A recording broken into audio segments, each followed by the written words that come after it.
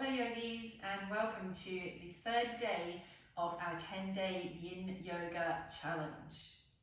Today we are going to jump up another minute. So we're going to do a 5-minute pose, and we have the luxury of it being a two-sided pose, so 10 minutes altogether. Today's pose is a really juicy twist. So our primary intention is to rotate the spine. We go one way and then we go the other way. I'm going to talk you through it. Remember, I'm going to give a couple of variations, so listen to the different options before you settle in. I don't start the timer until we've done all the variations. Now, also important to remember for this pose is that we really need to get the hang of the left and the right, because it's easy to get mixed up. So before you start, look down and make sure you identify the left hand and the right hand. That will definitely make it easier. For this pose, we need something like a blanket or a towel folded up, and something like a yoga block, but you can use a book or a pillow would be a great option. And the way that we may also use something like a cushion or a bolster as well. So the way that we get set up in this pose, this is cat pulling its tail. I want you to kneel down on your mat or your imaginary yoga mat, and we're going to place the folded blanket or towel on your left side, partly on the mat and partly on the floor. So just over there on your left, and your block, your book or your cushion out in front of you. We're going to lie face down and come to rest on our forearms. So we start actually in Sphinx pose. This is called Sphinx pose. Now, get the hang of left and right. We're going to cross the right hand and thread it underneath the left arm. So right hand threads underneath the left arm. We bring the head down onto our support, and we sort of roll over a little bit onto the right side. Bend the left knee, that's your top leg. Left leg bends and comes and rests on your towel or your blanket. You're going to lift yourself up, and that right shoulder, it's kind of wedged underneath you. See if you can shimmy it forwards so it's no longer wedged underneath you. That right shoulder is able to relax. We're going to bring the left hand towards the right. It won't reach, that's okay. This is just our starting point. We're lifting the left arm up, and as we lift up, we're going to roll onto the back of the head. When you get to you might need to adjust your prop to allow that to happen. When your arm gets to the top, I want you to let it go floppy. So hand is floppy and arm is heavy. And just let it drop down to wherever it wants to go. So it might stay pointing up towards the ceiling. It might end up going out over the head. The elbow might bend. The hand might touch the floor. Or maybe the arm wants to reach out behind. And there's lots of different angles that it might end up going. If there's anything going on with your shoulder in this pose, what I want you to do is get your cushion or pillow or pile of something and support underneath that left shoulder and underneath the left arm. This is the primary intention of this pose is to twist through the spine. It's not really about the arm, okay? So don't get too hung up on the position of this arm. You can always rest it along the left side of the body if you need to. Okay, let's get started. I'm starting the timer now. So make sure that you are settled in and comfortable. Cat pulling its tail. A nice spinal twist. Now, we don't usually feel the spine, the bones of the spine, until something goes wrong in there. So ideally, you don't feel it in the spine right now. But you may experience this pose as a sense of twisting and rotating, perhaps a little bit of stretching across the belly, over the left ribs, perhaps up into the left armpit and arm, maybe down over the left hip and outside, and the outside of the left leg. There's lots of little micro adjustments that you can make to increase or decrease any sensations that you feel here. Remember, the motto is no pain, no pain. So if there's pain, we're not just suffering through and kind of waiting till the end and telling ourselves that we're no good. If you feel pain, give yourself a prop, be kind to yourself, come out of the pose a little bit.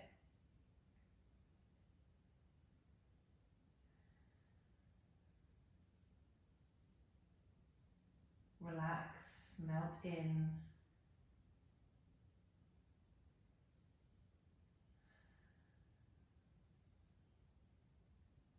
Now, one of the key factors in yin yoga is letting go of muscular activation. So I'm just going to give you a little explanation of why that is. So we tend to get quite focused in, especially in the Western world, in the world of exercise, we tend to get quite focused on muscles, building muscles, increasing muscle strength and muscle flexibility. Really important part of exercising and keeping well and healthy, but it's not the full story. We also have ligaments and tendons and joints and bones, and these types of tissues need very different treatment. If you've ever been to a gym, you know that a lot of the exercises done there are short, sharp, repetitive exercises that help to build the muscle. Now, if you did that to your ligaments and your tendons, they wouldn't respond very well. Your joints and your bones the same. If you've ever had an injury to one of those tissues, you may have snapped a tendon, broken a bone, dislocated a joint. Those injuries usually come from short, sharp movements. Not very good for those types of tissues. They much prefer a longer, slower, more gentle, more sustained pressure, which is what we're doing here. So the interesting thing is that when you activate muscle, you can't have any impact on those other tissues. The only way you can get into those other tissues is to relax the muscles, to really soften them. That's when we can start to lengthen and create flexibility in tendons and ligaments. It's when we can start to create a little bit of space and mobility in the joints. And all of that has an impact on the bones, helping to keep the bones healthy and strong.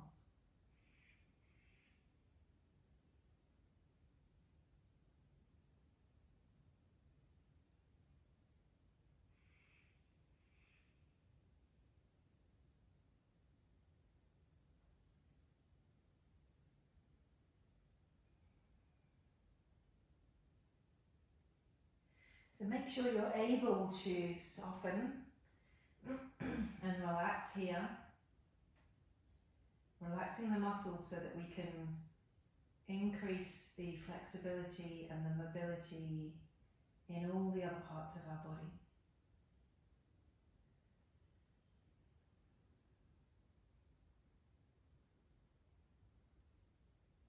We're nearly there.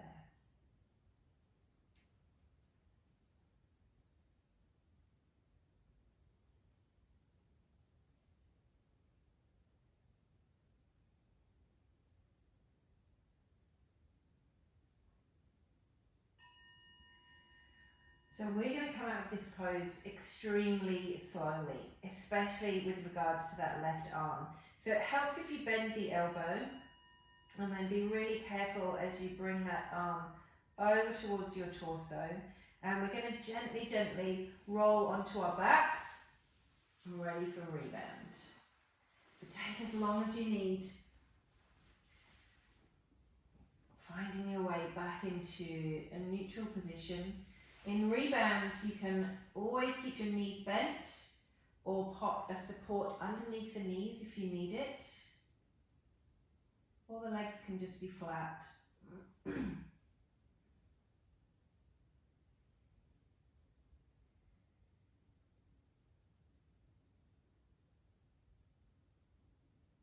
Once again, bring your awareness to any sensations that you feel. We're just noting them, especially when it comes to looking at the difference between one side and the other. Trying not to be too comparative or judgmental. Just note the differences.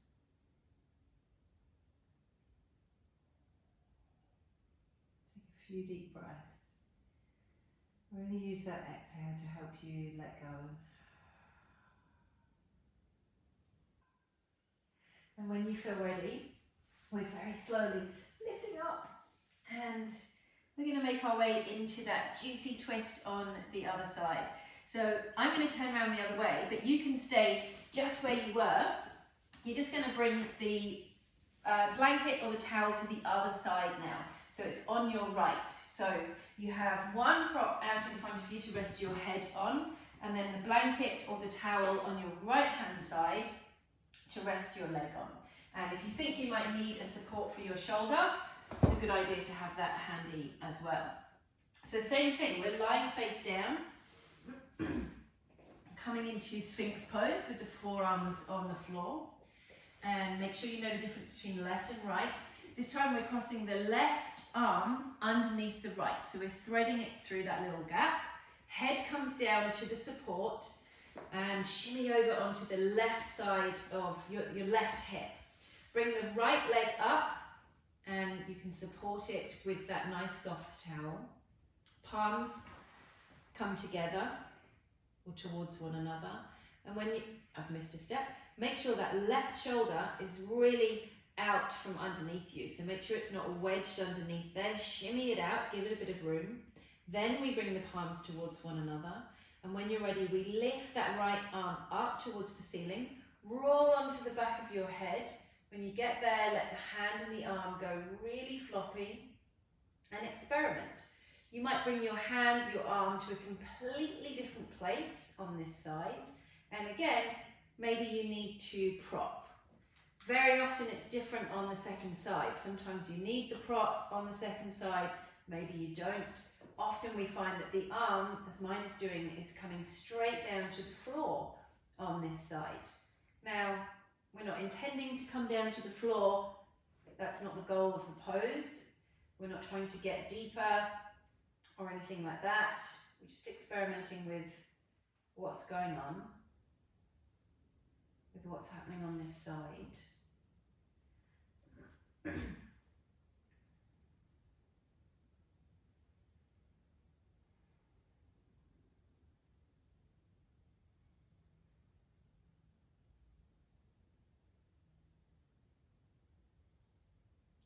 Come back to the intention. So it's rotating the spine, twisting. We're going in the opposite direction now. I don't want you to feel that in the bones. So any sort of bony sensation, joint sensation in the lower back, probably you need to adjust. Maybe you need a bit more height under that right knee. So you can fold your towels or your blankets over. That can help to relieve pressure in the lower back. Perhaps a prop underneath the arm. Maybe you feel this is a nice, juicy rotation, twist, stretch along the right rib cage, up into the right armpit and arm, or maybe down over the outside of the right hip and leg.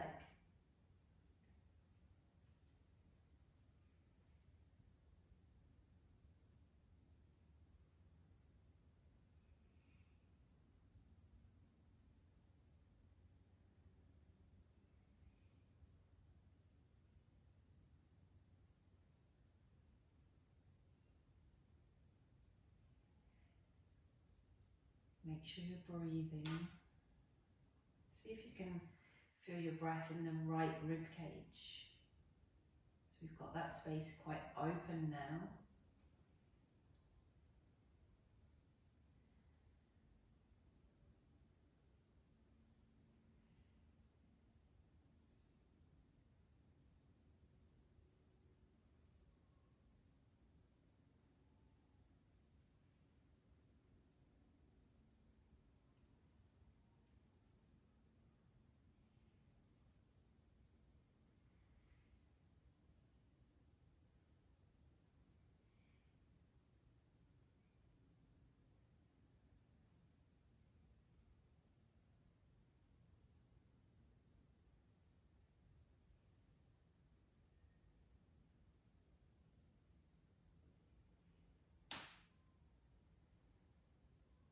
Notice how this pose is changing as the moments tick by. Common thing that happens is that the right arm starts quite high and ends up much lower down. Remember, that's not the goal, but if you notice that happening, where do you feel that? There's some kind of letting go or lengthening happening, maybe across the chest, maybe in the side ribs, maybe in the arm. Just enjoy that little transformation or the space that's been created.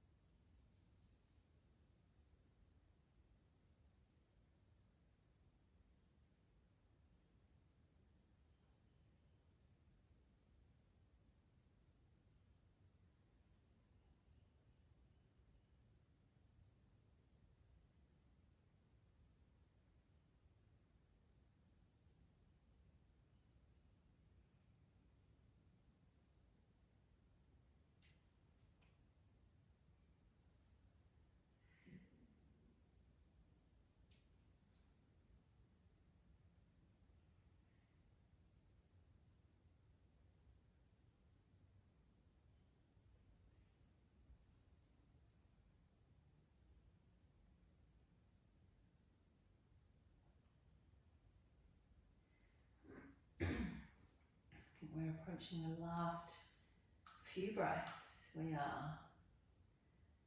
Great effort today. 5-minute hold on 2 sides.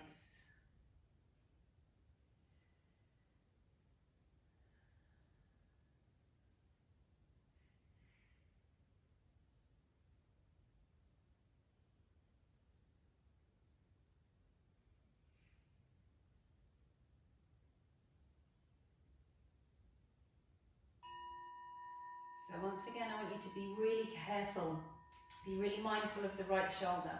So bend the right elbow, very carefully bring that right arm across, gently roll onto your back and move that support out from underneath your head. Of course, pop something underneath your knees if you feel like you need it. Otherwise, we're totally neutral. Completely able to let go, relax the body down into the floor, take a few deep breaths, a few big sighs. You deserve it. That was a big one today.